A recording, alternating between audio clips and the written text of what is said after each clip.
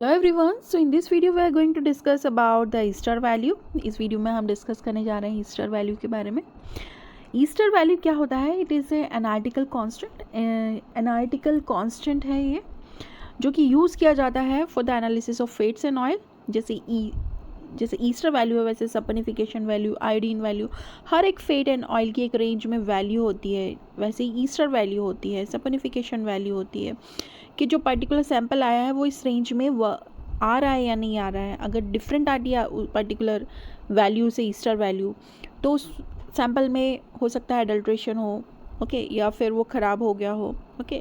तो Easter value हमें इस तरह से हेल्प कर देती है कि आपका सैंपल प्योर है, अडल्ट्रेटेड है, या किस कैटेगरी का है। सो डेफिनेशन देखते हैं कि ईस्टर वैल्यू क्या होती है। Ester value is the number of milligram of potassium hydroxide required to hydrolyze the ester bond present in 1 gram of fat and oil। 1 gram fat और ऑयल में कितने ईस्टर बॉन्ड प्रेजेंट है, उन ester bond को hydrolyse करने के लिए कितना मिलीग्राम ऑफ KOH लग रहा है, पोटेशियम हाइड्रोक्साइड लग रहा है, उस वैल्यू को कहते हैं ईस्टर वैल्यू। सिग्निफिकेंस क्या है, इंपॉर्टेंस क्या है ईस्टर वैल्यू का? So it indicate the amount of ester और glyceride present in fat and oil. इससे हमें यह पता चलता है कि फेट एंड ऑयल में कितना ईस्टर प्रेजेंट है। Then it is use to जज the purity and quality of fats and oil. Ester value हम यूज़ करते हैं प्योरिटी डिटरमाइन करने के लिए, क्वालिटी डिटरमाइन करने के लिए, फेट एंड ऑयल किस क्वालिटी का है। Then it is useful and helpful in detecting the adulteration. Fats and oil में कोई अडल्ट्रेशन तो नहीं है, okay. Then it is useful in classification of standardization of oil. और इस तरह से आप इस वैल्यू को निकाल कर आप जो भी सैंपल है उसको स्टैंडर्डाइज कर सकते हैं कि वो किस कैटेगरी का है, किस स्टैंडर्ड का है। बात करते हैं प्रिंसिपल पे कि किस रिएक्शन के ऊपर बेस्ड होता है ईस्टर वैल्यू। तो अभी हमने बात की कि KOH और फेट का हमें क्या करवाना है, रिएक्शन करवाना है। तो सबसे पहले आपको फेट्स एंड ऑयल लेना है। So fat and oil on hydrolysis with excess alcoholic KOH। जब आप आपके सैंपल को हाइड्रोलाइज करवाएंगे किसकी प्रेजेंस में, एक्सेस अल्कोहलिक KOH की प्रेजेंस में, then glycerol and potassium salt of fatty acid form होता है। ये तो हमें पता है कि हाइड्रोलाइसिस होने के बाद जो potassium salt of fatty acid बनता है। देन जो अमाउंट ऑफ KOH यूटिलाइज हुआ है ईस्टर बॉन्ड को तोड़ने के लिए, okay, it is expressed as ester value, okay. So triglyceride मतलब फेट सैंपल लिया आपने, KOH अल्कोहलिक KOH के साथ रिएक्शन करवाया, glycerol and potassium salt of fatty acid यहाँ पे बन गया। ये प्रिंसिपल रिएक्शन है। बात करते हैं फॉर्मूले की कि यहाँ पे कौन सा फॉर्मूला यूज होगा to determine ester value. So ester value is equal to saponification value minus acid value, okay. So acid value and saponification value हम ऑलरेडी प्रीवियस लेक्चर्स में डिस्कस कर चुके हैं किस तरह से हम एसिड वैल्यू और ईस्टर वैल्यू निकालेंगे, एसिड वैल्यू निकालेंगे। So EV is the ester value and SV is the saponification value and AV is the acid value, okay. और जो ईस्टर वैल्यू होती है ना, is always slightly less than the saponification value, हमेशा saponification value से थोड़ा कम होती है। आप बात करते हैं प्रोसीजर की, तो सबसे पहले आपको एसिड वैल्यू निकालनी है for the oil by titrating the free fatty acid with standard alcoholic KOH using phenolphthalein indicator, okay.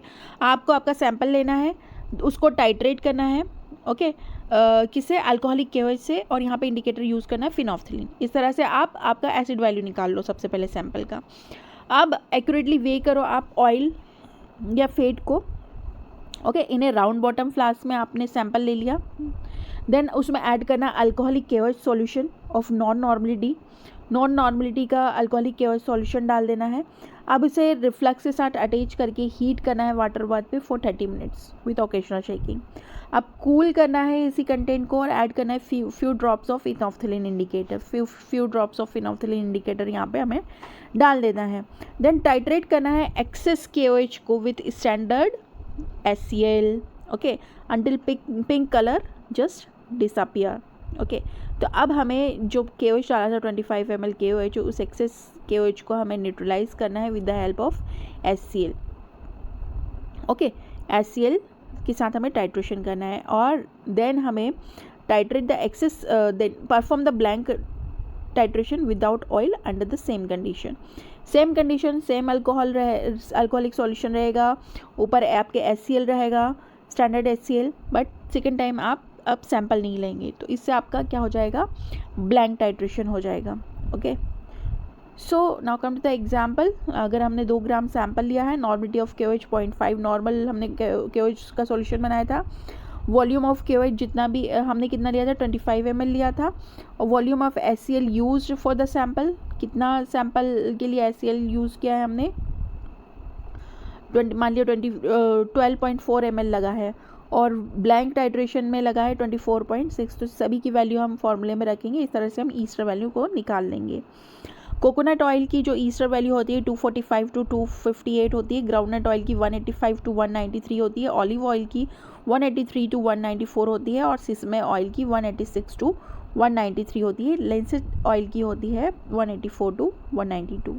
Okay, कौन कौन से फैक्टर यहाँ पे अफेक्ट करते हैं ईस्टर वैल्यू को? सबसे पहले type and amount of fatty acid present, then second is degree of unsaturation of fatty acid, कितना डबल बॉन्ड प्रेजेंट है सैंपल में, then presence of free fatty acid, कितने फ्री फैटी एसिड प्रेजेंट है।